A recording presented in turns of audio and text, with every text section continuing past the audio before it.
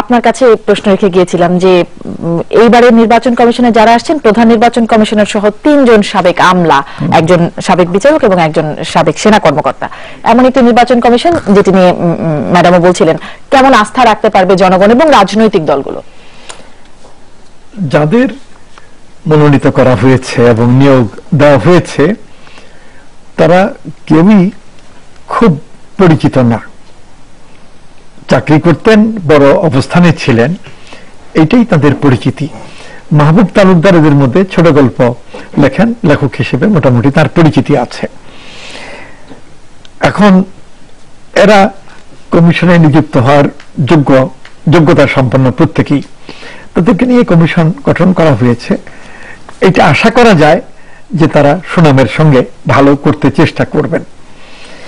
দ্বিতীয় কথা হলো যে কেবল নির্বাচন কমিশন দিয়েই তো সবটা বিচার করা যাবে না। নির্বাচন অথবা গণতন্ত্র অথবা জাতীয় রাজনীতি বিচার করতে গেলে দেখা যাবে যে নির্বাচন কমিশন কাদের নিয়ে কাজ করবেন, নির্বাচন কমিশন কিসের দ্বারা পরিচালিত হবেন, সেইখানে অ্যাডমিনিস্ট্রেশনের একটা খুব গুরুত্বপূর্ণ ভূমিকা আছে। ওসি, ইউএনও, ডিসি তারা অনেক কিছুর নির্ধারক। এখন তারা যদি দলীয় অবস্থান নিয়ে থাকেন, কোনো একটা দলকে জেতানোর জন্য, কোনো একটা দলকে হারানোর জন্য কাজ করেন, তাহলে সেই ক্ষেত্রে নির্বাচন কমিশন সফল হতে পারে না। কিন্তু নির্বাচন কমিশনের একটা কাগজে কলমে ক্ষমতা আছে, কাগজে কলমে আইন অনুযায়ী সম্পূর্ণ ক্ষমতা নির্বাচন কমিশনের, নির্বাচন কমিশনের দ্বারা পরিচালিত হবে সবাই। কিন্তু বাস্তবে যদি কেউ অথবা কোনো একটা ধারা কোন দলের প্রতি কমিটেড থাকেন এবং দলীয় সংকীর্ণতার দ্বারা পরিচালিত হন, তখন এই বিপত্তিটা ঘটে, যেটা আমাদের এখানে আগের থেকে ঘটে আসছে। অন্য দেশের প্রশাসনের মতো প্রশাসন আমাদের এখানে নেই। ভালো হতে পারতো অনেক আমাদের প্রশাসন, কিন্তু নানা কারণে সেক্রেটারিয়েটের ভিতরে এবং সারা দেশ জুড়ে প্রশাসনে দলীয়করণ তীব্র ছিল। যে দল যখন ক্ষমতায় থাকে তখন চাকরির পদোন্নতি দেওয়া, পোস্টিং দেওয়া, সুবিধাজনক অবস্থানে রাখা না রাখা, এই সমস্ত ব্যাপারে একটা তীব্র পক্ষপাতিত্ব দেখা গেছে। একটা সময়ে আমরা এটাও লক্ষ্য করেছি যে সেক্রেটারিয়েট থেকে যারা secretary, additional secretary, joint secretary, deputy secretary, আরো নিচের পর্যায়ে, তারা ব্যাপকভাবে প্রেস ক্লাবের সামনে এসে বিরাট জনসভা করেছেন, সরকার উৎখাতের আন্দোলনে নেমে গেছেন।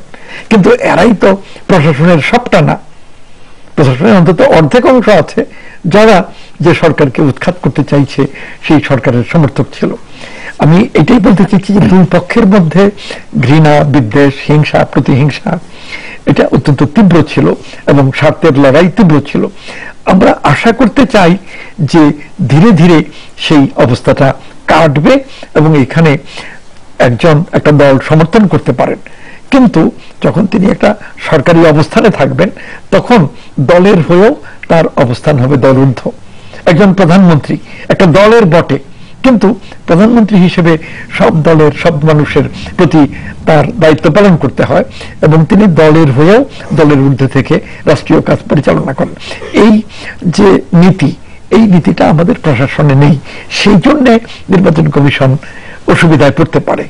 মানে অন্যান্য স্টেক হোল্ডারদের আছে। আরেকটা হলো যে এটা সবাই বলাবলি করেন, লেখেন পত্রিকায়, মিডিয়াতেও বলা হয় যে এখানে টাকা একটা খুব বড় ফ্যাক্টর।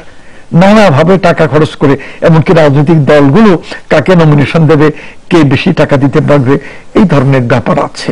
আর নির্বাচন উপলক্ষে বিপুল টাকা খরচ করা এবং সবটা যে ফেয়ারলি করা হয় তা না, এর মধ্যে অনেক আনফেয়ার ব্যাপার থাকে। আরো নানা ধরনের ইলেকশন ইঞ্জিনিয়ারিং রাজনৈতিক দলগুলো করে এবং রাজনৈতিক দলের সমর্থক যে প্রশাসকরা তারা এইগুলোতে ইনভলভ হয়ে যান। এইগুলো থেকে যদি ধীরে ধীরে আমরা মুক্ত হই, এটা শুধু কিছু লোককে দায়ী করে চলবে না। মুক্ত হওয়ার জন্য আমি এই প্রশ্নটা নিয়ে আবু সাইদ খান আপনার কাছ থেকে একটু জানবো যে ধীরে ধীরে মুক্ত হওয়ার জন্য যে পথে এগোতে হবে সেটির জন্য নির্বাচন কমিশন এর উপরে আসলে কতটা শক্তি থাকে বা ক্ষমতা থাকে, এবং এটা নির্বাচন কমিশনার যারা নিয়োগপ্রাপ্ত হবেন তাদের ইমেজের উপরে, যেটি দেখে আসলে সার্চ কমিটি বাছাই করে নিয়ে আসছে, সেটির উপরে কতটা নির্ভর করে? আচ্ছা, আমি একটু দুটো জিনিস বলি যে দেশটা কিভাবে পরিচালিত হবে একটা দেশের মাইন্ডসেটের উপর, পিপল মাইন্ডসেটটাকে। যেমন আমাদের এখানে একটা ধারণা আছে যে এখানে রাজনীতিকরা নীতি দেবে, আর প্রশাসকরা দেশটা চালাবে, তারা এটা করবে। সেই জায়গা থেকে এই এক্সিকিউটিভ পাওয়ারটা এখানে পৃথিবীতে আবার অন্য ধারণা রয়ে গেছে যে না, পলিটিশিয়ানরাই এক্সিকিউটিভ পাওয়ার হোল্ড করবে, রাজনীতিকরাই দেশ চালাবেন সরাসরি, তারা নীতিও দিবেন, তারা দেশও চালাবেন। তো এই ধারণাটা কিন্তু আমরা একটা ব্রিটিশের থেকে যে ধারণাটা পেয়েছি সেখানে হলো একটা প্রশাসনটা দরকার। আমাদের এখানেও তো যারা নীতি দেন তারা দেশও চালান, মন্ত্রীরা তো সব পলিটিশিয়ানই হন। মন্ত্রীরা দেশ চালান কিনা এটা নিয়ে বিতর্ক রয়ে গেছে। আসলে আমাদের দেশে আমলারাই দেশ চালান প্রধানত, এবং এখানে পুরো ব্যাপারটা মন্ত্রীরা, সেখানে মন্ত্রীদের যে কর্তৃত্ব যে পুরোটা না, এবং আপনারা মন্ত্রীরা কাদেরকে দিয়ে চালান? আমলাদের দিয়ে চালান, তার ক্যাডারদের দিয়ে তো চালান না। এমনকি ইচ্ছে করলে তাদের বাদও দিতে পারেন না। যেমন মার্কিন প্রশাসনে ইচ্ছে করলে, মার্কিন প্রশাসনে আসার সঙ্গে সঙ্গে ট্রাম্প সাহেব এসছেন, তার লোকদেরকে বসিয়ে দিচ্ছেন, কিন্তু আমাদের প্রশাসনে তো তা না। তাহলে আমাদের ব্যাপারটা কি হলো যে আমরা যে ব্রিটিশ যে লেগেসি বহন করছি সেই অনুযায়ী আমাদের এই প্রশাসনে এই ধরনের নিরপেক্ষ লোকটা দরকার। এটা কতটুকু যৌক্তিক কি অযৌক্তিক সেটা হলো পরে আসি, কিন্তু আমাদের এই যে ট্রেডিশনটা, এই ট্রেডিশন অনুসারে এইগুলো রয়েছে। কিন্তু সেখান থেকে হচ্ছে যে ওই প্রশাসনটা তার নিরপেক্ষতা রক্ষা করতে পারেনি, অনেক ক্ষেত্রে দক্ষতারও ঘাটতি রয়ে গেছে, এবং তাদের নিয়ে বিভিন্ন রকম করাপশন ইত্যাদি এসব বিতর্ক রয়ে গেছে। তো নির্বাচনকালীন সময়ের কথা যদি একটু চিন্তা করি, নির্বাচন কমিশনের হাতে এইরকম প্রশাসনকে নিয়ন্ত্রণ করার ক্ষমতা কি থাকে? এখন এটা আছে যে প্রশাসনের যেমন সংশ্লিষ্ট ব্যক্তিরা, নির্বাচন কমিশন তাদের বদলি, নিয়োগ, দায় দায়িত্বের ব্যাপারটা নির্বাচন কমিশনের উপর ন্যস্ত হবে, কিন্তু তারা একটা প্র্যাকটিস করতে পারছে না। যেমন আমি ওটা বলি যে এর আগে নারায়ণগঞ্জে নির্বাচনে নির্বাচন কমিশন সেনাবাহিনী চেয়েছিলেন, কিন্তু সেনাবাহিনী পান নাই। তাহলে ব্যাপারটা কি দাঁড়ালো যে এখানে রাজনীতি অর্থাৎ সরকারের সঙ্গে সরকারের ইচ্ছা, সদিচ্ছাটা একটা গুরুত্বপূর্ণ ফ্যাক্টর। যেমন সরকার, আমি ধরি নারায়ণগঞ্জে এবার চমৎকার নির্বাচন হয়েছে, এখানে যদি সরকারের হস্তক্ষেপ থাকতো, প্রশাসনের হস্তক্ষেপ থাকতো, তাহলে কি চমৎকার নির্বাচন হতো? তাহলে সরকার এবং প্রশাসন হস্তক্ষেপ করে নাই বলে চমৎকার নির্বাচন হয়েছে। তাহলে এখানে সরকার এবং প্রশাসনের মানে সংশ্লিষ্ট সরকারি কর্মকর্তাদের সদিচ্ছাটা একটা গুরুত্বপূর্ণ ফ্যাক্টর। এবং সেই ক্ষেত্রে বলতে পারেন নাগরিক সমাজ তারা ওয়াচডগ হিসাবে দেখবে, চোখ রাখবে, সংবাদপত্র রাখবে, সেগুলো আছে। কিন্তু মূলত ব্যাপারটা হচ্ছে, প্রধান ব্যাপারটা হচ্ছে সরকার এবং প্রশাসন। সরকার মানে আমি রাজনৈতিক সরকার, এবং প্রশাসন, প্রশাসন যেহেতু নিরপেক্ষতা হারিয়েছে, তো সেই ক্ষেত্রে সরকারের ব্যাপারটা আরো গুরুত্বপূর্ণ হয়ে উঠেছে। যেমন এমন হতে পারত প্রশাসনের ডিসি, এসপি কিংবা ওসি, কে সরকার আছে এটা তাদের কাছে বিবেচ্য বিষয় না, হতে পারে। যেমন ইন্ডিয়াতে অনেকটা হয় যে কেউ উপরে সরকার, এটা বিবেচ্য না, আমাকে সংবিধান আমাকে ক্ষমতা দিয়েছে, আমি সংবিধান অনুসারে চলবো, এবং সেটাও তার সংবিধান, তার পথ আছে, আইন আছে, আইন অনুসারে সে চলবে। কিন্তু আমাদের এখানে তো তা না, আমাদের এখানে উপরের দিকে একটু তাকাতে হয়, তার সংশ্লিষ্ট মন্ত্রীর দিকে ইত্যাদির দিকে তাকাতে হয়, আর না তাকালেও তার ভাগ্য খারাপ হয়, কারণ এর সঙ্গে তার আখেরের ব্যাপারটা জড়িত আছে। সমন্বয় আসলে নির্ভর করবে নির্বাচন কমিশন কিভাবে। সেই জায়গা হচ্ছে, হ্যাঁ, আমি সেই জায়গা বলতে যাচ্ছি যে সরকার এবং প্রশাসনের কোন বিহেভ করবে, তাদের ভূমিকাটা এখানে অত্যন্ত গুরুত্বপূর্ণ। আরেকটি বিষয় আমি অধ্যাপক নাসিম আক্তার হোসেন আপনার কাছে একটু জানি যে এইবারের নির্বাচন কমিশনে প্রথমবারের মতো একজন নারী নির্বাচন কমিশনারকে দেখতে পাচ্ছি, এটিকে কিভাবে মূল্যায়ন করবেন আপনি? একথা ঠিক যে গুরুত্বপূর্ণ প্রতিটি প্রতিষ্ঠানেই নারী প্রতিনিধিত্ব আবশ্যক, কিন্তু শুধু নারীকে নিলেই কিন্তু নারীকে নেওয়ার যে উদ্দেশ্যটি আমরা বলতে চাই সেটি হয় না। কারণটা হচ্ছে যে যে গুণের উপর ভিত্তি করে অন্যান্য কমিশনারকে নিয়োগ দেওয়া হয়েছে, পেশাদারিত্ব, নিরপেক্ষতা, রাজনৈতিক চাপ উপেক্ষা করতে পারেন, সেই মানদণ্ডেই কিন্তু নারী কমিশনারকেও নিয়োগ দেওয়ার বিষয় আছে। উপরন্তু যেটি প্রয়োজন সেটি হচ্ছে যে নারী হিসেবে, যেহেতু আমাদের সমাজে পুরুষতান্ত্রিকতার কারণে নারী পুরুষের বিভাজিত ক্ষেত্র আছে, ফলে নারীর অভিজ্ঞতা ভিন্ন ধরনের হয়, ভিন্ন মাত্রা লাভ করে। কারণ প্রচন্ড বিরূপ পরিবেশের সঙ্গে প্রতিবন্ধকতা মোকাবেলা করে একজন নারীকে এগিয়ে যেতে হয়, তার পথ চলাটা একজন পুরুষের মতো একদম স্বাধীন নয়, অথবা খুব সুন্দর স্বচ্ছ সাজানো বাগান নয়। ফলে তার যে অভিজ্ঞতা প্রতিবন্ধকতা মোকাবেলা করার এবং তার ভেতরের শক্তিকে জাগ্রত করার, অনবরত নারী সত্তাকে চিনে নেওয়ার এবং অনবরত এগিয়ে যাওয়ার, এই শক্তিটি তারা যে কোনো প্রতিষ্ঠানে, রাজনীতিতে, ক্ষমতার ব্যবহারে যদি প্রয়োগ করেন, তাহলে আমরা মনে করি, এখন নারীবাদীরা মনে করেন যে রাজনীতিতেও পরিবর্তন আসতে পারে।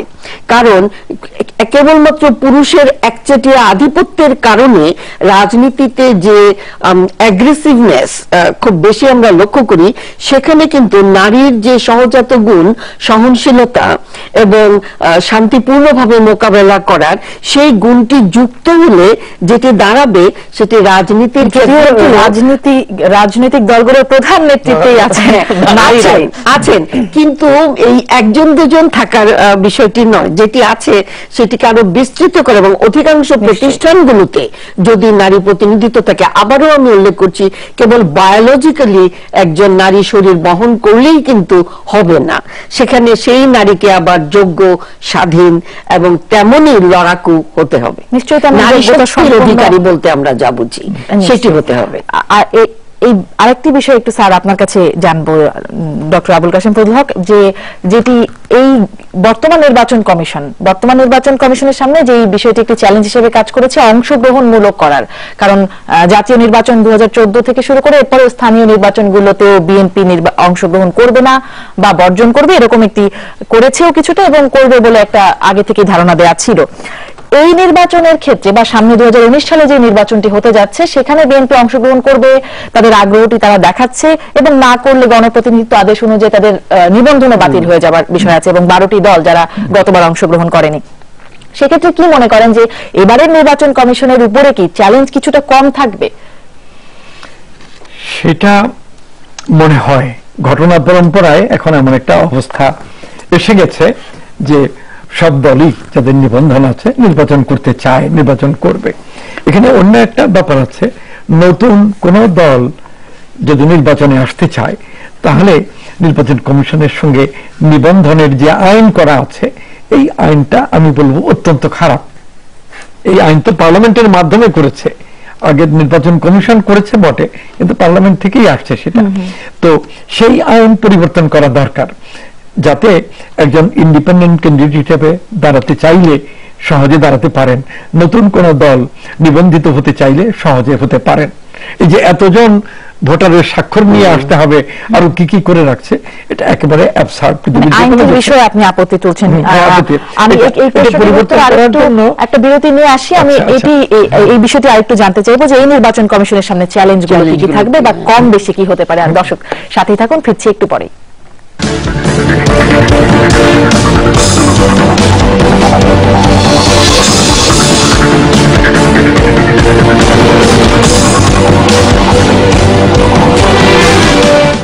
ফ্লোরাল ফিউশন অয়েল সমৃদ্ধ লাক্স, অতুলনীয় লাদারে ছড়ায় ফুলের চেয়ে 2 গুণ বেশি পারফিউম। আমার সৌন্দর্যের রহস্য লাক্স পারফিউম। বাসায় এসেছে সিঙ্গার এলইডি টিভি, টিভির চাইতেও বেশি কিছু। বিশ্বসেরা টেকনোলজি, 4K এবং ফুল এইচডি রেজুলেশনে সবার জন্য সেরা এলইডি নিয়ে এসেছে সিঙ্গার এলইডি টিভি, সাধ্যের মধ্যে বিশ্বস্ত ইন্টারন্যাশনাল ব্র্যান্ড। আজকে আমি তোদেরকে ডেকেছি সম্পত্তি ভাগ করার জন্য। উত্তরার প্লটটা তোর জন্য, মিরপুরের প্লটটা তোর জন্য, আর স্বপ্নধারার প্লটটা তোর জন্য। সবাইকে দিলে মিরপুর উত্তরায়, আর আমাকে দিলে স্বপ্নধারায়।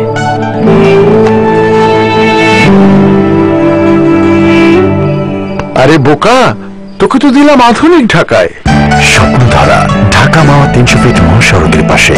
এখানেই হবে এশিয়ার বৃহত্তম আন্তর্জাতিক airport, railway junction, Olympic village সহ আরো অনেক কিছু। আর পদ্মা সেতু তো হচ্ছে। আধুনিক ঢাকা ওখানেই। স্বপ্নধারা, ধারণের বুকে স্বপ্নের ঠিকানা।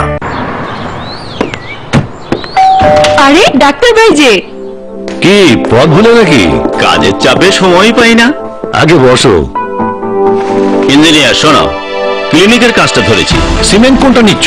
একটা নিলেই হলো, সবই তো এক। হলেও তফাৎ কিন্তু অনেক। মানে? শোনো ডাক্তার, রড বাড়ির হাড় হলে কংক্রিট হচ্ছে মাংসপেশি, আর কংক্রিটের মান নির্ভর করে ভালো সিমেন্টের উপর। তাই অবশ্যই নেবে বসুন্ধরা সিমেন্ট। জার্মান ভিআরএম প্রযুক্তিতে তৈরি সূক্ষ্ম দানার সবচেয়ে শক্তিশালী সিমেন্ট। এ কারণেই তো তুমি বিল্ডিং এর ডাক্তার। বসুন্ধরা সিমেন্ট, প্রজন্মের বন্ধন।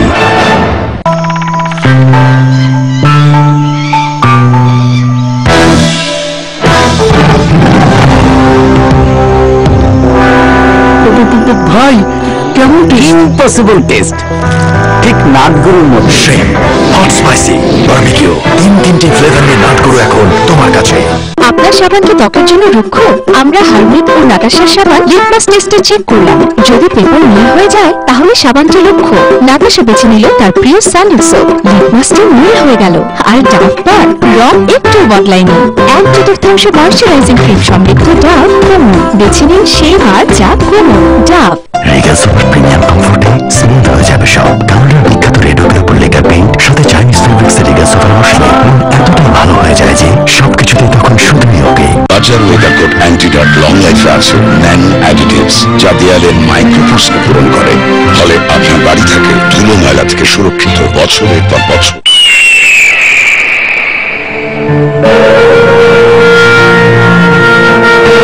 পানি না দিলে এই টাকায় পানি পাবি, চোখের পানি পানি। ভালো আছে?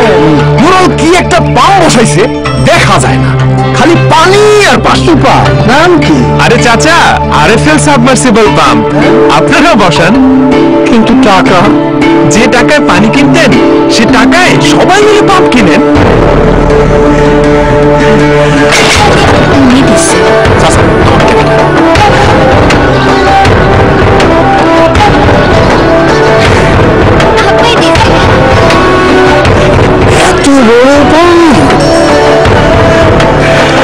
বাসাবাড়ি কিংবা ফসলের জমিতে পানি নেওয়ার যত্ন নিতেই থাকো। আরএফএল সাবমার্সিবল পাম্পের শক্তিশালী ইম্পেলার পানি তুলবে নিশ্চিন্তে। আরএফএল সাবমার্সিবল পাম্প, পানির নিশ্চিত সমাধান। শুরু হলো কারাকারি, কারণ ওয়ালটন নিয়ে এলো 5.5 ইঞ্চ বিশাল এইচডি ডিসপ্লে এবং 8 মেগাপিক্সেল ক্যামেরা সমৃদ্ধ স্টানিং প্রিমো NH2 লাইট মাত্র 5,790 টাকায়। ওয়ালটন। দুটো থাই, দুটো চিকেন কর্ন স্যুপ আর ক্যান্সেল করে দাও। ঘরে কেন বানাচ্ছ? ঘরে বানালে কখনো গাঢ় কখনো পাতলা হয়। চলো রেস্টুরেন্টে। রেস্টুরেন্টের মতো স্যুপের জন্য চাই নট স্যুপ, যা বানানো হয়েছে রিয়েল চিকেন আর সুস্বাদু ফ্লেভার দিয়ে। তাই প্রতিবারই হয় পারফেক্ট স্যুপ। আর রেস্টুরেন্টের মতো টেস্টি ঘরে নট স্যুপ। ইচ্ছেগুলো নানান রঙে রাঙানো,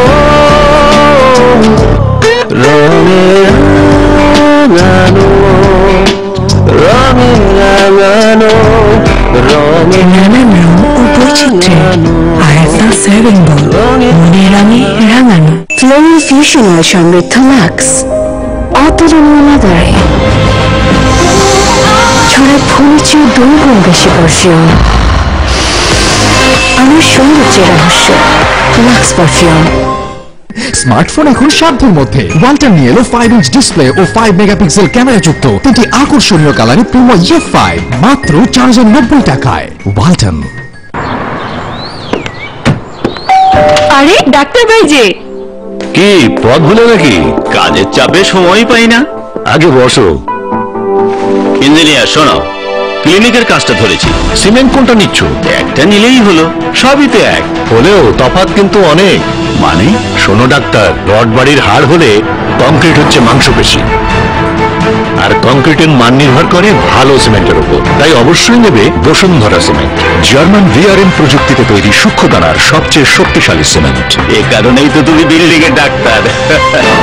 বসুন্ধরা সিমেন্ট, প্রজন্মের বন্ধন।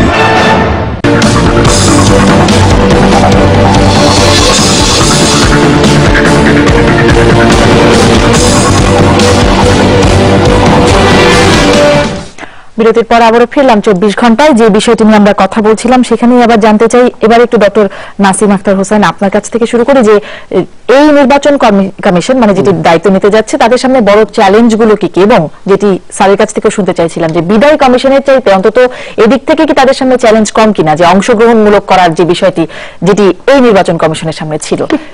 আমার তো মনে হয় যে নির্বাচন কমিশন চলে গেছে, মেয়াদ শেষ, আর যেটি আজ হলো, আজ যেটি গঠিত হলো তার চ্যালেঞ্জ আরো বড়। কারণ 2014 সালে যে নির্বাচনটি হয়েছিল, জাতীয় সংসদ নির্বাচন, 10ম জাতীয় সংসদ নির্বাচনে যে বিশৃঙ্খলা ছিল এবং এত মানে সিটে দেখা গেল যে কোনো প্রতিদ্বন্দ্বী নেই, ভোটাররা যাচ্ছেন না, এতে করে গণতন্ত্রের যে ধস নেমেছে, বিশেষত জনগণের মনে গণতন্ত্রের উপরে যার আস্থা নেই কিংবা সত্য মিথ্যাকে আর ফারাক করতে পারছে না যখন সাধারণ মানুষ, ভোট হয়েছে কি হয়নি, কিভাবে কে জিতে গেল, ভোট দিইনি কিন্তু ভোট দেওয়া হয়ে গেল, এত কিছুর মধ্যে মানুষের এই আস্থা ফিরিয়ে আনাটাই তো সবচেয়ে বড় চ্যালেঞ্জ। আবার আরেকটি হচ্ছে বিরোধী দল অংশগ্রহণ যদি না করেন কিংবা যদি সীমিতভাবেও করেন তাহলেও কিন্তু নির্বাচনটি যথাযথভাবে অনুষ্ঠিত হবে না। তাহলে যেটি হবে যে নির্বাচনী পরিবেশ রক্ষা করতে হবে যাতে করে বিরোধী দলগুলি নির্ভর করতে পারেন, বিশ্বাস করতে পারেন হ্যাঁ নির্বাচনের নিরপেক্ষ পরিবেশ আছে, সুতরাং অংশগ্রহণ করা যেতে পারে। ভোটাররা নিশ্চিত হতে চাইবেন, আস্থা রাখতে চাইবেন যে আমার ভোটটি আগে দিয়ে দেওয়া হবে না। এত যে নির্বাচনী দুর্নীতির কথা আমরা সবাই জানি, সেগুলোকে পুনরায় এস্টাবলিশ করা। কারণ একটা আপনারা জানেন যে যেখানে ধস নামে ভেঙে যায়, মূল্যবোধ যখন শেষ হয়ে যায়, সেই মূল্যবোধকে আবার জাগিয়ে তোলা এটা তো অনেক কঠিন কাজ। মানুষ আসলে রাজনৈতিক অংশগ্রহণ থেকে ধীরে ধীরে পিছু হচ্ছে, যেখানে নিরাসক্ত একটি অবস্থা। হ্যাঁ একথা ঠিক, অনুসন্ধান কমিটি খানিকটা বাতি জ্বালিয়েছিলেন, আশার আলো, কিন্তু সেখানেও অস্পষ্টতা, অস্বচ্ছতা কিছু না কিছু আছে, প্রশ্ন এখনো আছে, পুরোপুরি স্পষ্ট হয়নি, আলোকিত হয়নি। তাহলে এই কাজটি কে করবে? আইন হয়নি যে জনগণ ভাববে হ্যাঁ একটা কাঠামো আমরা পাচ্ছি, একটা স্থিতিশীলতা আসবে, একটা কনফার্ম একটা অবস্থা গণতন্ত্রের হবে, তাও না। তাহলে কি অর্জন, কোন অর্জনের উপর ভিত্তি করে মানুষ আস্থা রাখবে? তাহলে নির্বাচন কমিশনকে তার কাজ দিয়ে আস্থা অর্জন করতে হবে। এবং সে কাজ কিভাবে তারা অর্জন করবেন? কারণ রাজনৈতিক দলগুলির মধ্যে বিভাজন, প্রতিহিংসা পরায়ণতা এবং অবিশ্বাস ভয়ঙ্কর ভাবে আছে। তাহলে এত কিছুর মধ্যে বিশ্বাস কিভাবে স্থাপন করবেন? কিংবা রাজনৈতিক ভাবে যারা ক্ষমতাসীন থাকেন তারা সবকিছুর উপরে পূর্ণ নিয়ন্ত্রণ রক্ষা করতে চান। আর যে কিনা প্রশাসনিক যে ব্যুরোক্রেসির কথা আমরা বলছিলাম, এটি এত বেশি রাজনীতিকরণ হয়েছে, দলীয়করণ হয়েছে, এবং যদিও কাগজে কলমে অধিকার আছে, স্বাধীনতা আছে নির্বাচন কমিশনের, কিন্তু আসলে নির্বাচনকালীন সময়ে প্রশাসনিক কর্তা ব্যক্তিরাই তো নির্বাচনের কাজটি করেন, দেখভাল করেন, ব্যবস্থাপনার দায়িত্বে থাকেন। তাদের উপরে কিন্তু ক্ষমতা নেই নির্বাচন কমিশনের। কারো যদি কোনো অন্যায় ধরা পড়ে তাহলে কি তাকে শাস্তি দিতে পারবে নির্বাচন কমিশন? কিন্তু এমন ব্যবস্থা অন্য অনেক ব্যবস্থায় আছে। আর আমরা বারবার বলছিলাম যে প্রশাসনিক কর্তা ব্যক্তিরাই তো নির্বাচন করবেন। হ্যাঁ কোনো কোনো ব্যবস্থায় কাঠামোগতভাবেই বলা আছে যে বিশেষত পশ্চিমা দেশগুলোতে যে প্রশাসনই করবে, সেটা একটা প্রফেশনালিজম ডেভেলপ করে। কোনো কোনো দেশে এমনটি আছে যে রাজনৈতিক দল তাদের প্রতিনিধি প্রেরণ করে নির্বাচন কমিশন গঠন করেন এবং তারা এটা পরিচালনা করেন। কিন্তু আমাদেরটা হচ্ছে সবচেয়ে প্রোগ্রেসিভ একটি ব্যবস্থা, যেখানে আমরা বলি যে আমাদের কাঠামোটি হচ্ছে সরকারের নিয়ন্ত্রণের বাইরে একটি স্বাধীন নির্বাচন কমিশনের কাঠামো বা মডেল। এই মডেলে তো সরকারের পরিপূর্ণ নিয়ন্ত্রণের বাইরে থাকার কথা, কিন্তু আমরা কি লক্ষ্য করছি? একভাবে বলা যে এই মডেলে আমরা আছি, কিন্তু আসলে একেবারেই নয়। প্র্যাকটিসের মধ্যে অনেক এটাই তো চ্যালেঞ্জ। আপনার কাছে কি মনে হয় চ্যালেঞ্জগুলো কি কি? হ্যাঁ আমার কাছে মনে হয় যে যোগ করতে চান যে জনগণের প্রত্যাশাতে এত বেড়েছে যে এটাকে পূরণ করা, এবং এই পূরণ করার ক্ষেত্রে তাকে কিছু ইনোভেটিভ আইডিয়াও দরকার। কেন নির্বাচনী আইনগুলোই যথেষ্ট না, আইনগুলো সদা পরিবর্তনশীল এবং কিছু কিছু যোগ করার ব্যাপার আছে, বিধিগুলোর ব্যাপার রয়ে গেছে। যেমন আমরা যদি ধরি যে হুদা কমিশনের সময় পোস্টারগুলোর সাইজ করে দেওয়া হয়েছে, মিটিং করার ব্যাপারে গেট বন্ধ করা ইত্যাদি, এগুলো সময়ের দাবি ছিল। তো আজকের সময়েও বেশ কিছু দাবি আছে যেটা অনেক বিস্তৃত আলোচনার ব্যাপার, এই দাবিগুলো পূরণ করা। এবং এখানে যে দলীয় সরকার রয়ে গেছে, এই সরকারের সঙ্গে রিলেশনের জায়গাটা কি হবে। এখন যেমন সরকারটা ক্যারেক্টারটা কি হবে, যে নির্বাচনকালীন সরকার, তো আমাদের হলো যে তত্ত্বাবধায়ক সরকারের ব্যাপারটা আমরা বুঝেছি যে এইভাবে করবে, কিন্তু দলীয় সরকারের অধীনে ভালো নির্বাচন এখনো হয়নি। তাহলে এইবার দলীয় নির্বাচন, নারায়ণগঞ্জের নির্বাচনটিকে যদি স্থানীয় নির্বাচন, কিন্তু দলীয় সরকারের অধীনে একটা সর্বজন গ্রহণযোগ্য নির্বাচন, যেমন তত্ত্বাবধায়ক সরকারের অধীনে 3-4টা ভালো নির্বাচন আছে যেটা গ্রহণযোগ্য, হয়তোবা রাজনৈতিক দলগুলো বিরোধিতা করেছে, সেটা আর একটা ব্যাপার, জনগণের কাছে গ্রহণযোগ্য হয়েছে। তাহলে এখন দলীয় সরকারের অধীনে একটা গ্রহণযোগ্য হওয়া দরকার। তাহলে দলীয় সরকারটা কেমন হবে এবং তার সঙ্গে নির্বাচন কমিশনের রিলেশনটা কি হবে। যেমন ঘটনাটা বলি যে একজন পুলিশ কর্মকর্তা ধরুন কিংবা একজন প্রশাসনিক কর্মকর্তা নির্বাচন তো আইনটা মানে নাই, তো তাকে সঙ্গে সঙ্গে বরখাস্ত করা কিংবা জেলে পাঠিয়ে দেওয়া, কিংবা এখানে যেমন ইন্ডিয়াতে মন্ত্রী হেলিকপ্টার ফিরিয়ে দেওয়া, এই ধরনের সাহসী পদক্ষেপ আমরা কিন্তু দেখিনি। তো এই কার্যক্রমগুলোকে আরো এটাকে ডিফাইন করা এবং প্রয়োজনে আইনের ক্ষেত্রে এবং বিধির ক্ষেত্রে আরো যুগোপযোগী করা, এই কাজগুলো করা দরকার। তার দক্ষতা দরকার, সাহস দরকার, নিরপেক্ষতা দরকার এবং স্বচ্ছতার ব্যাপারটা, জনগণের কাছে জবাবদিহি করার ব্যাপারটা এসে গেছে। কেন এখানে জনগণের ইনভলভমেন্টটা কিন্তু অনেক বেড়ে গেছে। অতএব জনগণ, যেমন নির্বাচন কমিশন নিয়ে কারো মাথা ব্যথা ছিল না, ফোকাসটা ছিল হচ্ছে সরকার কেমন হবে, কিন্তু এবার ফোকাসটা হচ্ছে নির্বাচন কমিশন। মানে সেখানে কি গণমাধ্যমের একটি ভূমিকা, বিশেষ কোনো ভূমিকা দেখেন কিনা? গণমাধ্যমের তো ভূমিকা একটা আছে, যে নির্বাচন কমিশনের ব্যাপারটা অজানাই ছিল, যে নির্বাচন করে কে, নির্বাচন করছে, এটা নেপথ্যেই ছিল। যেমন পাকিস্তান আমলে কিংবা আমরা জানতাম না নির্বাচন কমিশন কে এবং মানুষও জানার চেষ্টা ছিল না, কিন্তু আজকে একেবারে মানে সুদূর প্রান্তিক একটা জনগোষ্ঠী তারাও নির্বাচন কমিশন নিয়ে ভাবছে। এই যে ভাবনার জায়গাটা তো প্রসারিত হয়েছে, আর ভাবনার জায়গা প্রসারিত হয়েছে মানে কি প্রত্যাশা বেড়েছে এবং সে জানতে চায় যে, এবং জবাবদিহিতার জায়গাটা বেড়েছে এবং মানুষ জানতে চায় যে আসলে উনি কি করবেন, এটা জানার অধিকারটা তার রয়ে গেছে। এখানে তথ্য আইনও রয়ে গেছে যে তার জানার অধিকারের ব্যাপারটা। আর একটা হলো যে আমাদের সমাজে আমরা যেভাবেই দেখি না কেন, দেশ ভাবনা কিংবা রাজনীতি এটা কিন্তু সর্বজনীন, এটা নিচের দিকে আছে। পৃথিবীর বহু দেশ আছে যে রাজনীতিকরা দেশ চালাচ্ছে, কিভাবে চালাচ্ছে ওটা তাদের ব্যাপার, এটা ভাববার সময় নেই। রাজনীতিতে কিন্তু এক ধরনের সক্রিয়তা এসেছে। স্যার, ডক্টর আবুল কাশেম ফজলুল হক, আপনার কাছ থেকে জানি যে রাজনীতিতে এক ধরনের নিষ্ক্রিয়তা বিগত কিছুদিনে ছিল, নির্বাচন কমিশন গঠন বা সার্চ কমিটি থেকে শুরু করে এক ধরনের সক্রিয়তা এসেছে। এদিকে কতটা ইতিবাচকভাবে আপনি মূল্যায়ন করবেন? রাজনৈতিক দলগুলোর সক্রিয়তা আরো বাড়া দরকার। কেবলমাত্র ক্ষমতার প্রশ্নেই তাদের সক্রিয়তা, কিন্তু রাজনীতির এবং গণতন্ত্রের একটা মূল কথা সর্বজনীন কল্যাণে, জনসাধারণের কল্যাণে রাজনীতি এবং রাষ্ট্র গঠন, সমাজ গঠন, অনেক দায়িত্ব রাজনৈতিক দলগুলো, রাজনৈতিক নেতাদের রাজনীতির আছে। কিন্তু যে সক্রিয়তা এখন দেখা যাচ্ছে এটা বহুলাংশে নির্বাচনকে কেন্দ্র করে ক্ষমতায় যাওয়া না যাওয়া, ক্ষমতায় থাকা না থাকার প্রশ্নে।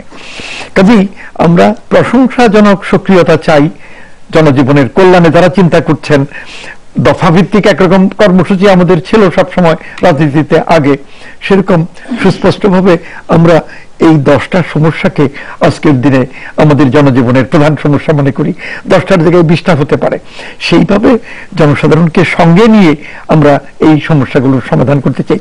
এরকম হলে বলতে পারবো যে রাজনীতিতে সক্রিয়তা দেখা দিয়েছে প্রকৃতপক্ষে। এখনকার সক্রিয়তা ক্ষমতার লড়াইতে সীমাবদ্ধ। আরেকটা কথা হলো, নির্বাচন কমিশন থেকে গত 30 বছরের মধ্যে অনেক বেশি আশা করা হয় এবং অনেক বেশি আশা সৃষ্টিও করা হয়েছে। নির্বাচন কমিশন রাজনৈতিক দলগুলিকে নিয়ে বৈঠক করবেন, কোন দল আসতে চায় না তাদেরকে আসার জন্য মানে ক্রমাগত অনুরোধ করবেন, তাগিদ দিবেন, কৌশল প্রয়োগ করবেন। এটা নির্বাচন কমিশনের দায়িত্ব হওয়া উচিত না, সংবিধানগতভাবে এটা ছিল না। এটা নানা বাস্তব কারণে হয়েছে। যখন ওই ধরনের রাজনৈতিক সমস্যা দেখা দেয় তখন প্রধানমন্ত্রীর উচিত দলীয় অবস্থানের ঊর্ধ্বে থেকে সব রাজনৈতিক দলগুলোকে নিয়ে বৈঠক করে এই রাজনীতির উন্নয়ন করা, যে আপনারা সবাই আসেন, আমরা নির্বাচন করি এবং জাতীয় প্রয়োজনে, জনজীবনের প্রয়োজনে, আমার সবার প্রয়োজনে আমরা নির্বাচনকে সফল করি। কিন্তু প্রধানমন্ত্রী যখন সেই দায়িত্ব আদৌ পালন করেন না, আমি প্রধানমন্ত্রী বলছি, কোনো দলের প্রধান না, আমাদের প্রধানমন্ত্রী কোনো একটা দলেরও প্রধান, কিন্তু এই ক্ষেত্রে দলের প্রধান হিসেবে কাজ করবেন না, তিনি সব দলের এবং রাষ্ট্রের মানে এক্সিকিউটিভ প্রধান হিসেবে করবেন, এই কয়েকটা ব্যাপার। আবার সংবিধানে তো আমাদের রাষ্ট্রপতিকে বলতে গেলে কোনো ক্ষমতাই দেওয়া হয় না। একজন রাষ্ট্রপতি বলেছিলেন যে মাজার জিয়ারত করা আর বিদেশিদের মানে ক্রেডেনশিয়াল নেওয়া, শাহাবুদ্দিন আহমেদ বলেছেন, এইখানেই আমাদের ক্ষমতা সীমাবদ্ধ। কিন্তু রাষ্ট্রপতির কিছু ক্ষমতা থাকলে রাষ্ট্র পরিচালনায় ভালো হয়, সেই কথাটা আমি মূল্যবান মনে করি। তো রাষ্ট্রপতির যদি কিছু ক্ষমতা থাকতো তাহলে রাষ্ট্রপতি সর্বদলীয় সভা ডেকে এটা করতে পারতেন। এখন রাষ্ট্রপতির ক্ষমতার বাইরে গিয়ে রাষ্ট্রপতি অনেক কিছু করতে পারেন যদি প্রধানমন্ত্রী সম্মতি দেন। ভারতের প্রধানমন্ত্রী অনেক কাজ করেন না, যখনই কোনো জাতীয় সমস্যা বড় আকারের দেখা দেয় তখন সর্বদলীয় মিটিং আপনি সব প্রধানদের দায়িত্ব নিয়ে বলছিলেন। নির্বাচন কমিশনের কাছ থেকে যদি প্রত্যাশা নিয়ে একটু জানতে চাই, নির্বাচনের কাছ থেকে আমাদের আশা করা উচিত একটা সুষ্ঠু নির্বাচন। এর বেশি তিনি সব দলকে আনবেন, এই করবেন, এই করবেন, এসব দায়িত্ব এতটা চাপে না, পক্ষপাতিত্বের মধ্যে থাকলেই ভালো। না স্যার, এবারও কিন্তু রাষ্ট্রপতি কথায় আমরা যেটা গণমাধ্যমে দেখলাম যে সব রাজনৈতিক দলগুলো যেন আবার একসঙ্গে বসে নির্বাচন কমিশনের বিষয় নিয়েও কথা বলেন, রাজনৈতিক দলগুলোর মধ্যে সমঝোতা বলেছিলেন, কিন্তু সেটি কিন্তু হয়নি। আরেকটি বড় বিষয় বোধ হয় এবার আমাদের ভাবতে হবে যে শক্তিশালী বিরোধী দলও কিন্তু আমরা লক্ষ্য করছি না, নেই। তাহলে যে নির্বাচনকে সামনে রেখে নির্বাচন কমিশন নিয়ে আমরা কথা বলছি, গণতন্ত্রের কথা বলছি, সেখানে তো দল ইম্পর্টেন্ট, তাহলে বিরোধী দলই তো সেখানে নেই, তাহলে কারা নির্বাচনে প্রতিদ্বন্দ্বিতা করবে? আমরা আশা করতে চাই যে দলে গণতন্ত্র থাকবে, গণতন্ত্র থাকবে, হয়তো যায় না। আমরা আশা করতে চাই গণতন্ত্র এবং সুষ্ঠু সুন্দর নির্বাচন কমিশন। অসংখ্য ধন্যবাদ আপনাদের তিনজনকে। প্রিয় দর্শক, এতক্ষণ সাথে থাকবার জন্য আপনাদের সবাইকে ধন্যবাদ। ভালো থাকবেন সবাই।